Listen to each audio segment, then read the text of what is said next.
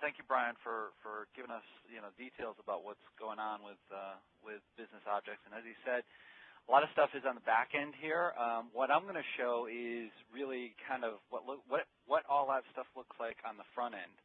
And I'm going to make reference to where this stuff actually sits, what he was talking about, whether it be LiveOffice or Voyager and stuff like that. I'll make reference to where that's actually located, but hopefully you'll see that all this can be pulled together into one nice look and feel, one nice story that can tell what's going on with your data, and that people can look at it, whether it be from a CEO perspective or a shipping clerk or somebody down in the trenches looking at this. They'll be able to see the whole thing.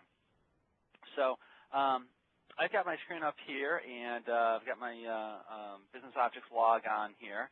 And I'm actually going to log into InfoView and just give you a little bit of a quick tour here. For those of you who may be on XIR2 or previous versions, InfoView hasn't changed too much on here. We've got a lot of the same things in terms of public folders, and our folders in there and our content within there. We still have our inbox and all of our fun stuff here. One of the nice things that with the newer versions, particularly on 3 and above, 3.0, I can right-click on an item now, and all my actions are now right-click options on here, which is kind of neat. So, if I want to create a new document here on InfoView, I can just right-click over here, click New, and I'm off and going to start things off. So, a lot of new things like that within InfoView, which is very nice. Another thing that they've done too is within InfoView, we can now build our dashboards, our corporate dashboards, right within InfoView as part of it. And I'm going to take you into one of them to start our tour here. And this is kind of a demo one that I use. And this is coming up here. There we go.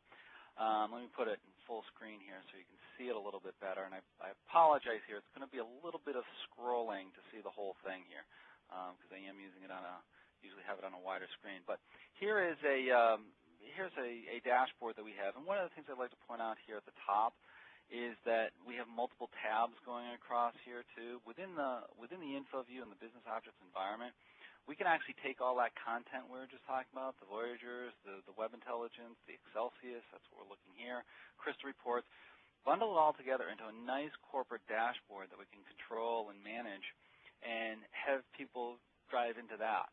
They don't necessarily need to go into those folders that we saw before. We can give them a very, very nice guided way of going into the reports and the dashboards and things like that.